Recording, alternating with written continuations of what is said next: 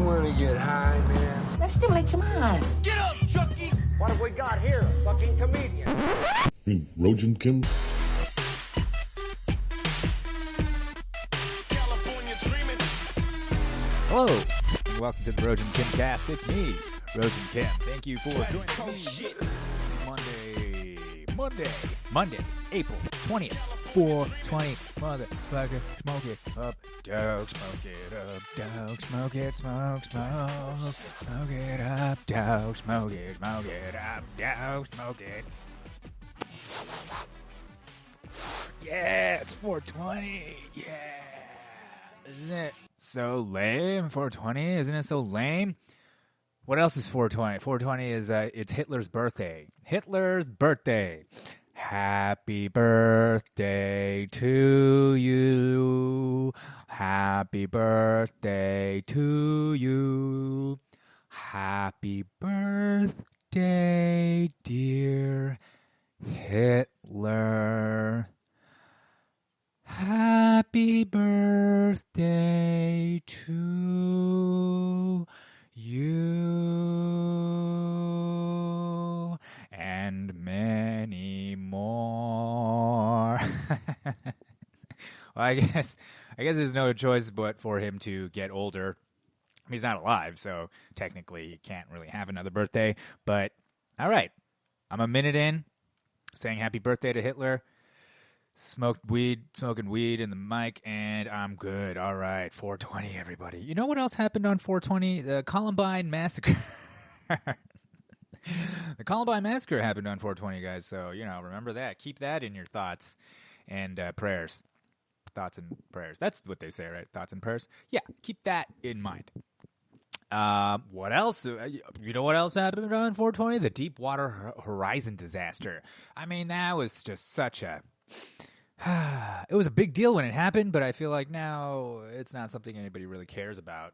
So, I don't even know if they fixed it. It's very possible that there's just oil gushing into the Gulf of Mexico as we speak, just gushing and just filling up the entire Gulf of Mexico with oil. Speaking of oil, 4/20 is another crazy day where oil, I don't know if this is for the first time in history, but oil is now under a penny a barrel. It's negative. Oil is trading at negative dollars a barrel. I don't know what that means. I mean, from what I'm gathering, it's because I've been telling you about the whole Saudi-Russia oil war, quote unquote, oil war, and how that's actually really a proxy for war or a form of economic war with the United States, because the United States' economy is so reliant on oil production now because of all the fracking and stuff. And the Saudis and the Russians started just flooding the market with oil all before the pandemic started. Pandemic hits, demand plummets because no one's driving anymore. Supply through the roof. And anybody who knows simple economics or Austrian economics, Hitler will know that there's a whole supply and demand. There's a whole thing of supply and demand. And when the supply is high and the demand is low, the price plummets and plummets and plummets. And right now the price is below. It's below a penny. It's below a penny. I mean, I don't know. That means people are paying other people to take oil at this point. Oil, it's so worthless that they're like, instead of, let's say oil went down to $1. It was under $20 a barrel. It was like a big deal. So let's say oil, it was at $1 a second ago. Let's say oil is $1. That means I want this barrel of oil from you, sir. How much will it cost me? And the guy selling the oil will be like, well, at market prices, it's $1. So I'm like, okay, here's my $1. Here's my $1. Thank you for that barrel of oil. But now that oil is negative, now that's a negative price, that means the transaction goes like this. Hi, I would like to purchase this barrel of oil. And then the guy will be like, well, the markets, listen, I got so much oil, I'll pay you $1 to take it off my hands. How's that? And I'll be like, okay, I'm going to take this barrel of oil and $1? And the guy's like, yeah, that's the market. That's the way the market is right now. Hey, back. Oh, all right. Well, cool. I guess maybe I should just keep buying more oil and I'll make $1 every time, I guess. And then later on, I could sell this oil and make even more money. I mean, there's no loss at this point. I'm just gaining a barrel of oil and $1. I've just gained a barrel of oil. Look, this whole economy thing, I'm not an economist. I don't know how this works. I just understand from a consumer, I'm just like, okay, if things are negative prices, that means they're paying me. When does that ever happen, right? When does that ever happen? And what does that actually mean? On the other hand, I don't know if this is like a permanently destabilizing thing, some quirk of the market, the way the markets work because of trading and all that stuff. That could be it. That could be it. And I think that maybe, a good sign is that the oil futures, the whole thing of where they're trying to set the future price of oil is at 30. So they're saying this month's oil is worthless, but the month, like 2 months from now or whatever, the next month's oil, I don't know how. I'm still learning this shit. Basically, the dudes on the markets are betting that oil is going to be somewhere at $30 a barrel once demand rises. So, I don't know. Seems like a really great opportunity to get in on the ground floor. You actually get $1 for buying oil and then make $30 more. I mean, that's crazy. That's crazy. This is all profit. What could go wrong? What could go wrong?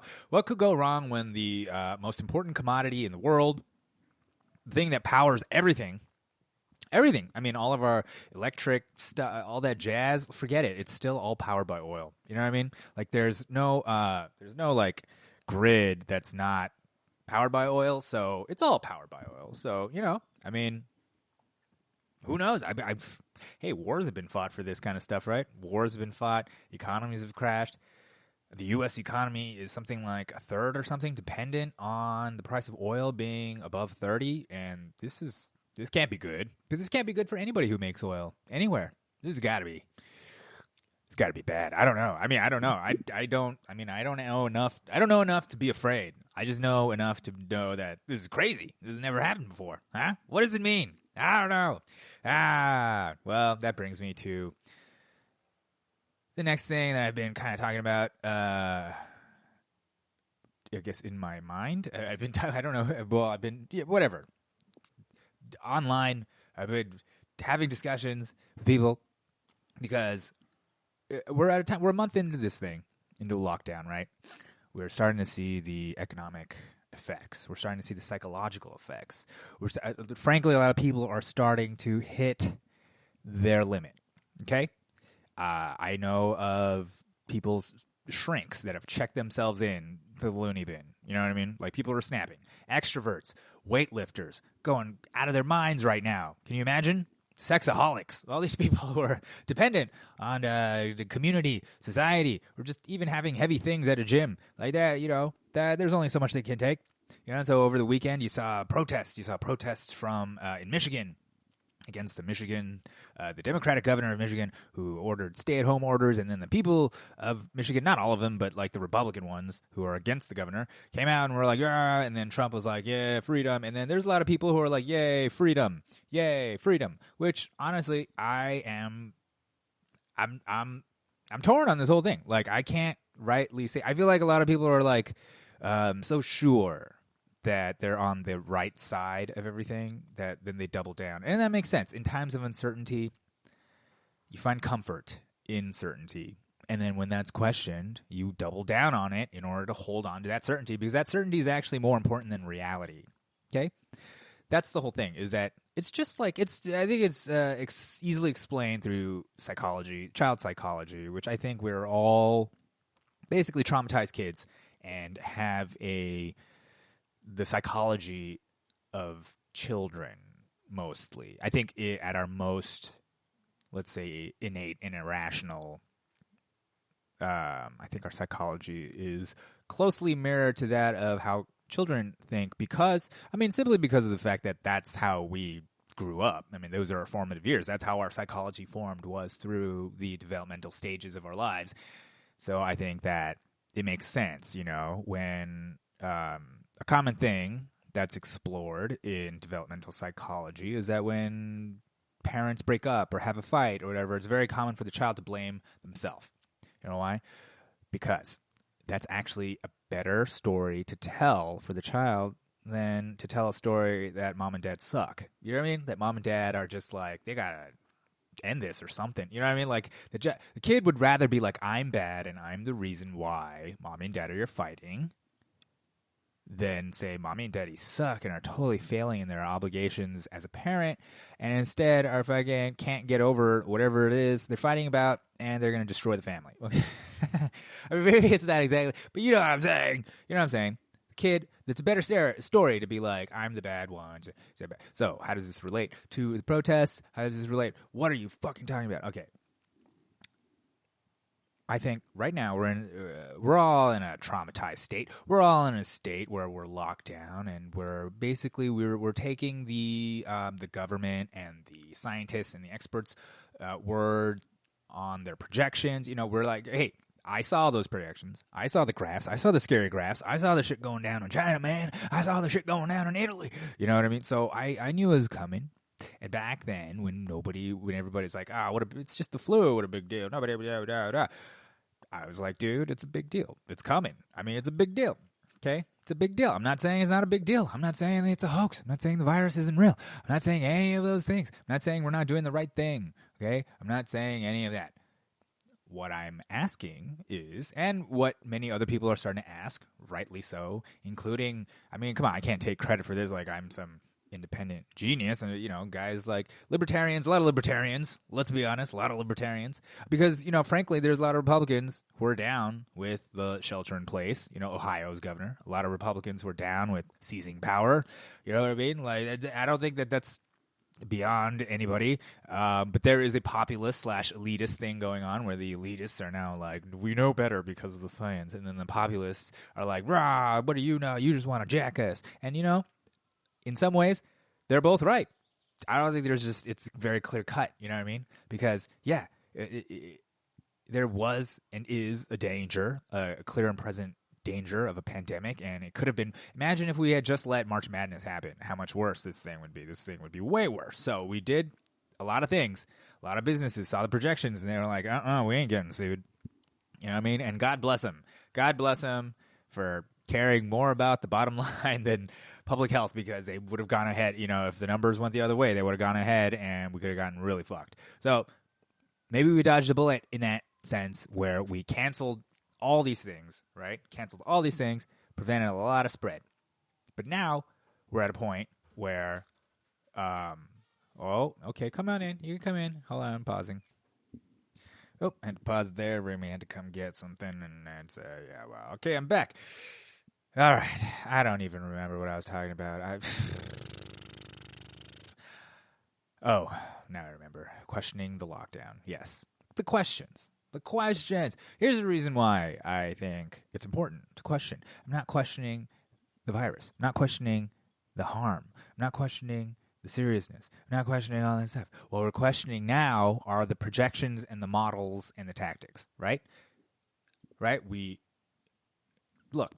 The projections are being updated all the time. They started out at 2 million deaths in the United States. They said it could be up to 2 million deaths. And that makes sense because you look at the numbers and you say you don't want to fuck the country.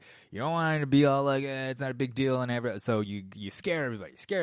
Okay, that number got dropped to 240,000, all right? We're down to okay? And then they're like, all right, it's a tenth of what we thought it would be, but it's still bad. It's still bad. That's like 4 times more than the flu. Still bad. Okay, now the numbers are it's under 100,000. Okay, numbers are okay. So revise the numbers. All right, it's not as bad as we thought at the moment. Maybe we don't know. Is it fair at this point to ask, hey, what's going on here? Do we need to reevaluate how we're handling this whole thing? Like, for instance, maybe what we should concentrate on is getting a lot of antibody tests, lots of tests, not just tests for the virus, but antibody tests, just to see if we've had it. Here's the thing: there's a good chance with how communicable and virulent this thing is that it may have run through a lot of more of the population than we think. There was a study that just came out of Santa Clara that said that the entire Santa Clara County population was at least 50 to 80 times more infected than they thought.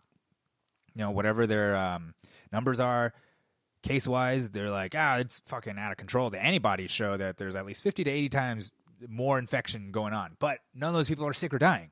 So that means maybe asymptomatic carrying is really a thing. Maybe there's a lot of asymptomatic carriers. Maybe there's no real need to quarantine everybody, but maybe just the most vulnerable. You know what I mean? I mean, sure, it's not good for the people who get it and die, but does that mean everybody who has it and is not going to get sick, that they need to not function anymore in the society? Okay?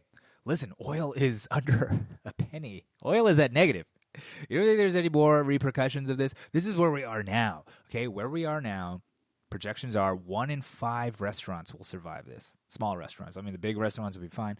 1 in 5. Okay, small restaurants. Those are small businesses. Imagine how many people are in the service industry. Servers. How many servers are there? Huh? Bartenders. All of them. Okay, fucked. 4 out of 5 people who work in the service industry are gonna be fucked. Okay, business owners, the fucking dishwashers, everybody in between. Okay. You think that's going to be hunky-dory? You think the government is definitely not printing tons of money to help them out. You think everything's going to be fine with a country full of guns? You think everything's going to be fine? All right. Okay.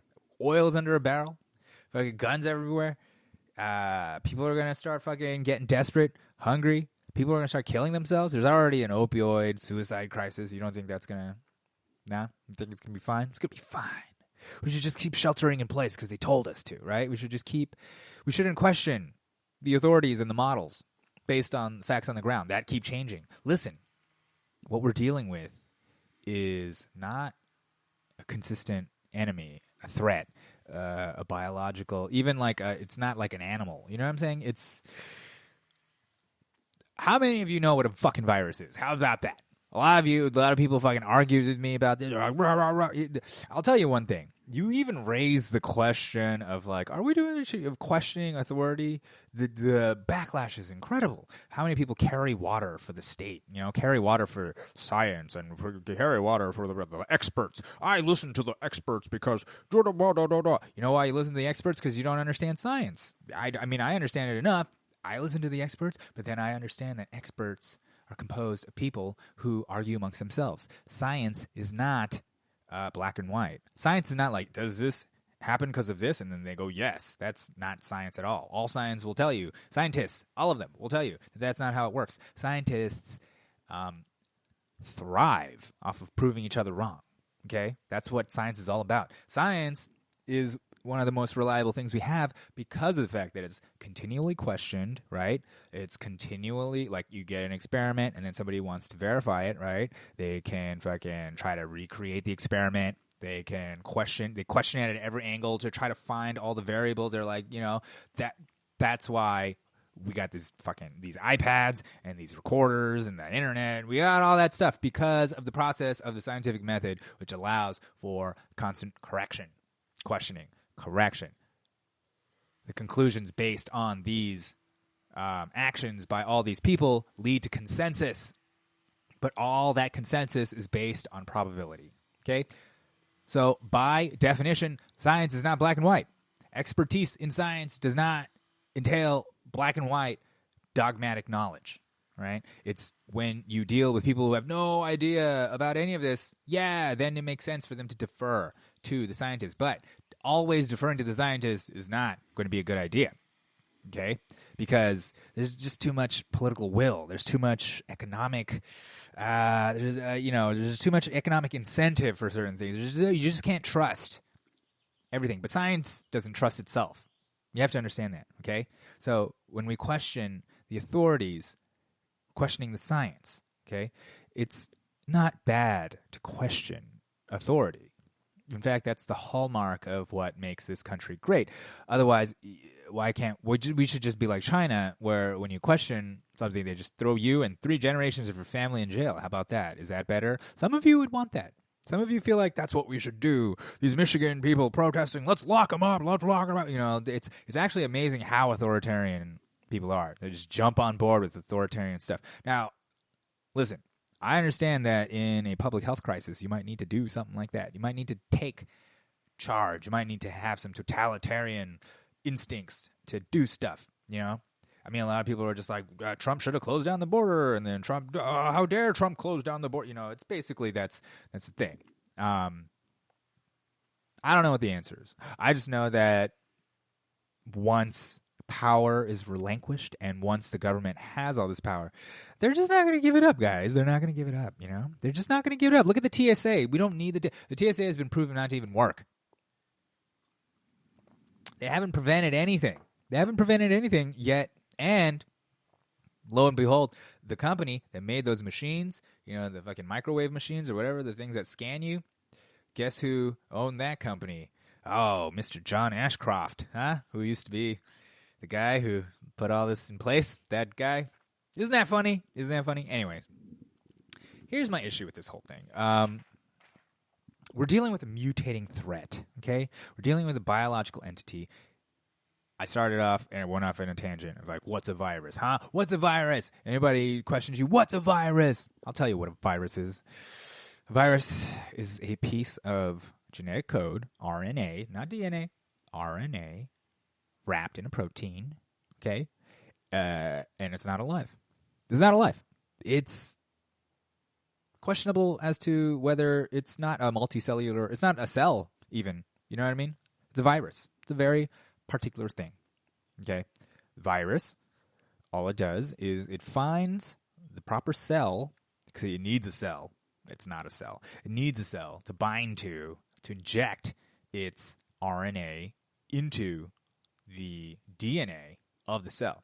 The RNA is like a piece of computer code, you know, that changes the DNA of the cell that it just infected to create copies of the virus, the RNA that it just did. And then the RNA, and then it'll just continually replicate inside itself, and then the cell wall explodes, and all these viruses go out and they find other cells to infect, and then they'll replicate, so on and so forth. And then there's exponential growth inside of one person, just like there's exponential growth across the population, right?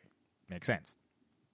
Now, the way viruses evolve, it's not the way DNA evolves, which is through adaptation, you know, the sort of stress of the environment, adaptation, and all that. That's not how it evolves, right?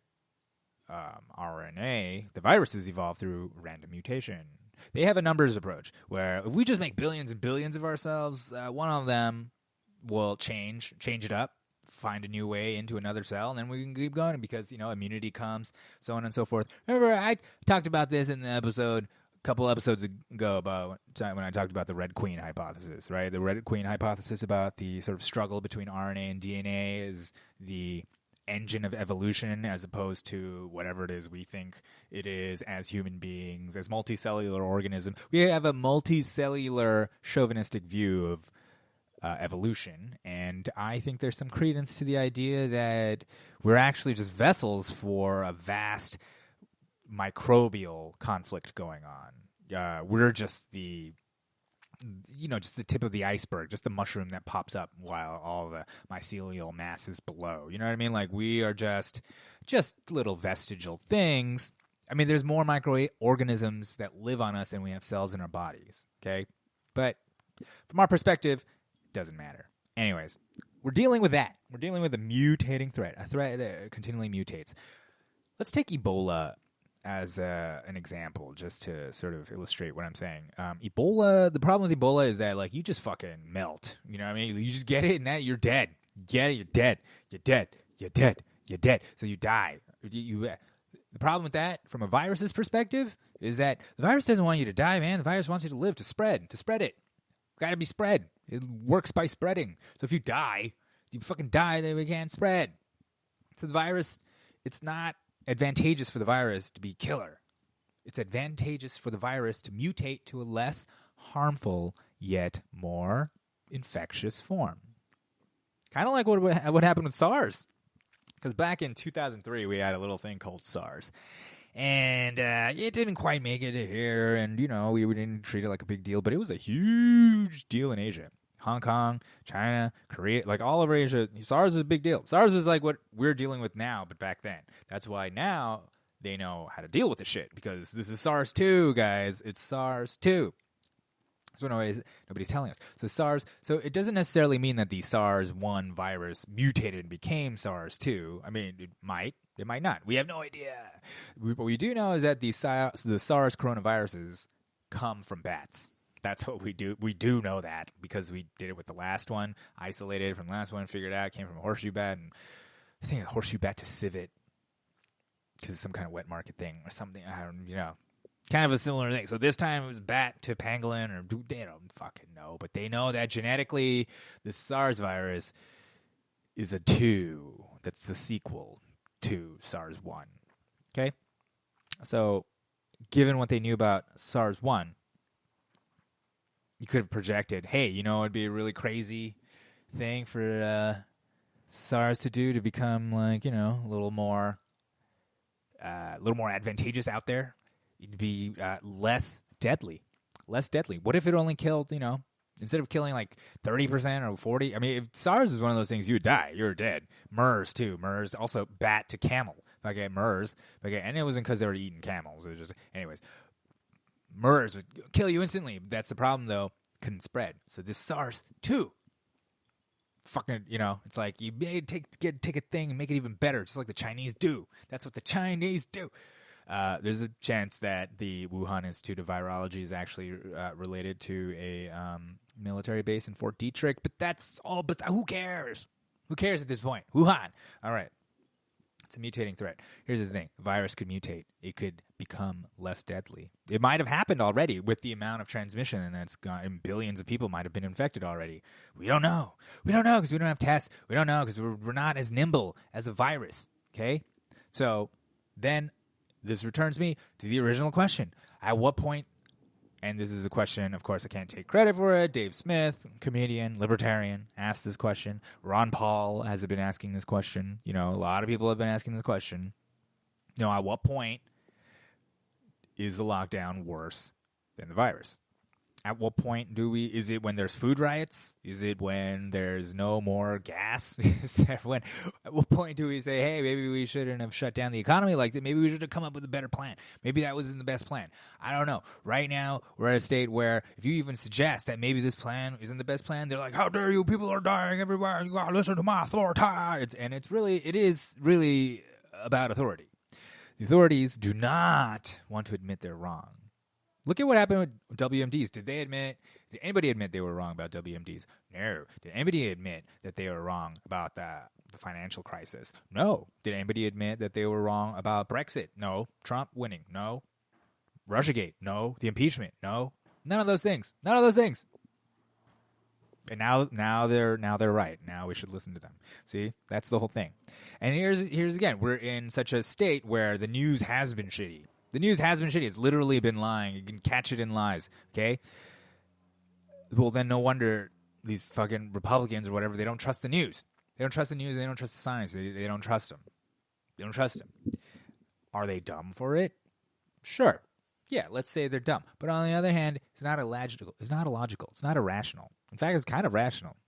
Fucking news keeps lying to me. I'm going to be like, all right, well, now I got to listen to you again. If anything, the news has blood on its hands. How about that? They're saying, they love saying Trump has blood on his hands and China has blood on its hands and you got blood on your hands. These protesters have blood on their blood. What about the media? Media's got blood on. Media's got plenty. Media's got blood on its face. All right. You guys know how I feel about the media. I'm just saying, okay? Anyways, it's a mutating threat.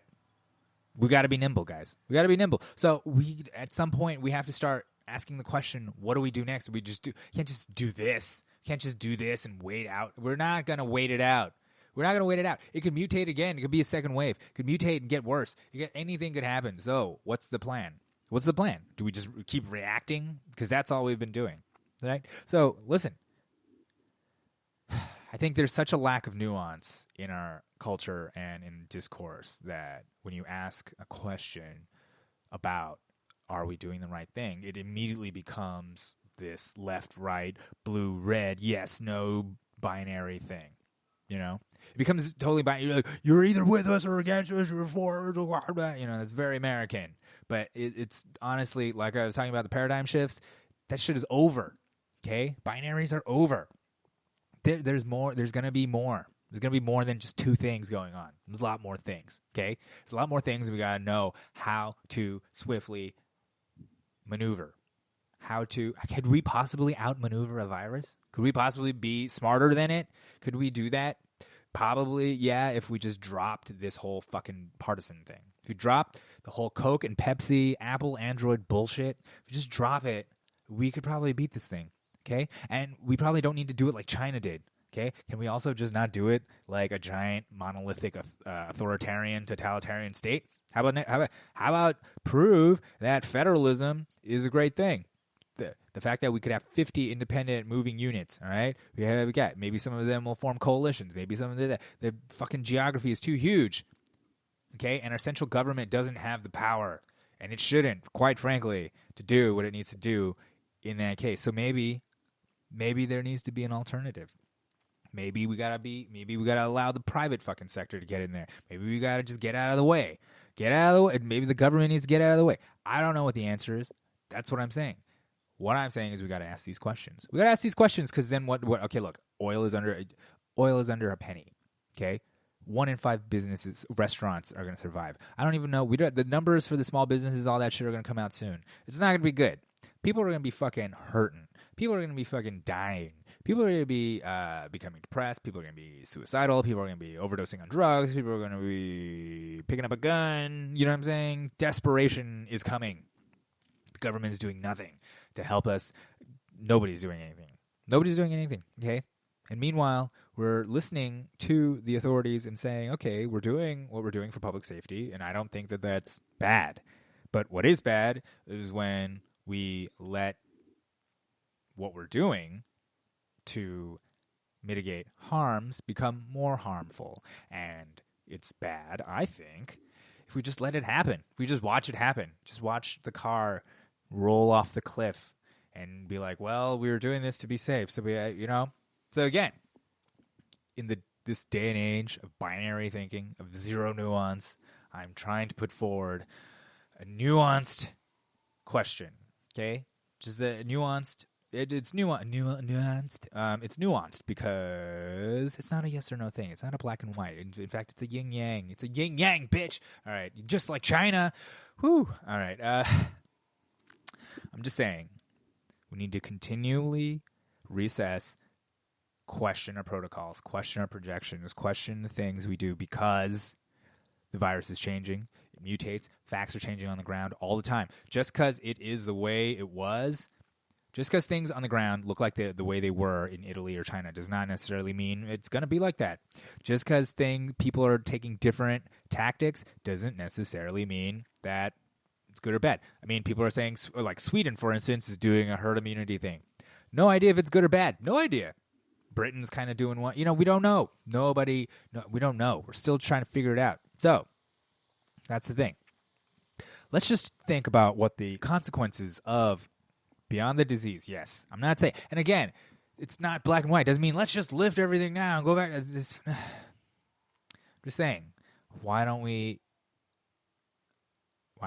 use our brains, okay? Instead of the lizard brains we have to fight each other, why don't we use the monkey brain, the higher simian brain, to try to assess how do we keep this up? Look at all the different countries. Look at what they're doing. South Korea didn't have to necessarily shut down. A lot of Asian countries didn't necessarily have to shut down. They were prepared because of SARS-1. They were prepared. They had all this stuff.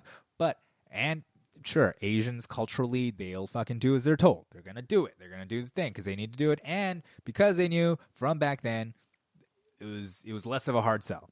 Okay? All of that withstanding. There's no reason why America can't handle the virus. Okay? There's no reason why, beyond the fact that we have shafted our healthcare workers.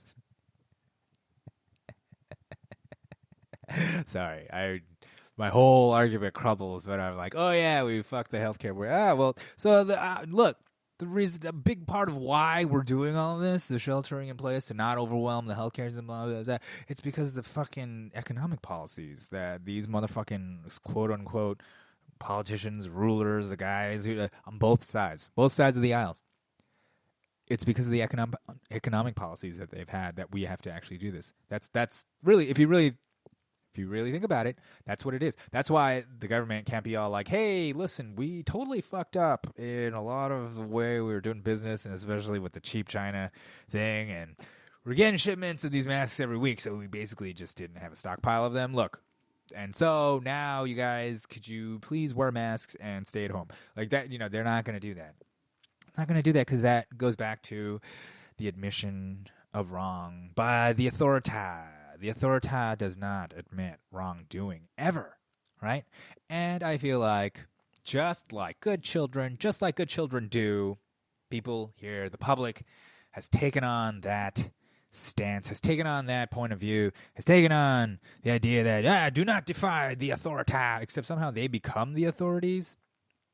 Somehow it's pretty interesting how people are like, they carry water for whatever side it is they're carrying water for, and they plant their feet firm in the ground, and they're like, this is reality, this is how it is, and this is how dare you question what blah, blah, blah, blah, blah. That's a big part of it. I piss a lot of people off, I think, because I ask questions. I think that's the number one thing here, is that I ask too many questions and nobody likes me. Well, the questions need to be asked, goddammit. Okay, what are we going to do? Just fucking sit around with our thumbs up our asses? I've got 2 thumbs. I can do both. All right. I guess it's time to wind this down. God damn it. Did I want to talk about it? I never know what I want to talk about. I wanted to talk about the oil. Okay? The oil. Remember, because I talked about the oil before, and now look at the oil. Okay. It's crazy. What's going to happen? I don't know, right? I think questioning the lockdown is important. It doesn't necessarily mean don't do the lockdown. It doesn't necessarily mean we don't listen to the authority. It's not black and white, goddammit. It's about projections, questioning projections, science, scientific consensus, the fact that the facts on the ground are changing. The virus is mutating. We don't even know what's happening, okay? We need tests. We need antibody tests. That's why we need tests. I mean, we need a lot of testing, contact tracing. Are we going to fucking all opt in for that Google Apple thing where now they have all your biometric data on top of your location data and financial data and all the data you could give them? Is that what we're doing to beat this virus? We got to just give them all the data? I don't know, man. I don't know what the answer is. Honestly, we don't know. I mean, we could have had a better answer if we had been better prepared for the past 20 years and had all the PPE and stuff. I mean, that's all besides the point. That's all, if wishes were fishes, you'd be an aquarium. I don't know what that means. Okay. All right. Listen. All I'm saying is the world is changing. The world has changed. The world is moving fast. The world is moving faster and faster. The world is moving faster than it's ever before. What am I saying? The world is moving so much faster than we are accustomed to it moving, and we are built as a country to deal with it. It's moving too fast. Fucking Joe Biden. You think Joe Biden or Trump, you think they got a handle on this? You think they're going to have fucking 78-year-old guys, 70-year-old guys? You think that's who's nimbly dealing with the threat? So, look, there's no hope for us from the feds, okay? There's no hope with the government. Like I said before, over and over, it's all about the local, right? So what are we going to do? All right, we got to make sure, I don't know, at the local level that everything is okay in terms of health, right? Before we start undoing the lockdown. But we have to acknowledge the chance that could be sooner than we think, because we might all actually have it. It's very possible we have it, right? And we might have it and not be symptomatic, which could be how this virus is working. Until we get the tests out there, until we get all the science in, we don't really know. So that's all I'm saying. That's all I'm saying. Those are the questions I'm asking. I'm not saying the virus is a hoax. I'm not saying it's fake. I'm not saying the scientists are fake. I'm just saying scientists, by virtue of being scientists, understand that they can't make 100% claims. There are no 100% claims in science. It's all probability. Okay, so that's what we're dealing with. Isn't it fun? Uncertainty. Hooray. I mean, I thrive in it. I like it, but I know it's tough. It's not easy. It's not an easy place to be. But you know what? It is an easy place to be. Following me on Twitter and Instagram. That's right. How comfortable. It's just to click the little thingy, and then you don't have to do anything ever again. Come follow me on the Spotify and the Stitcher, Apple, Google Podcasts, wherever you find a podcast. Follow me on YouTube. I put the podcast on YouTube. Follow me wherever to get the podcast. Thank you so much for listening. Until next time.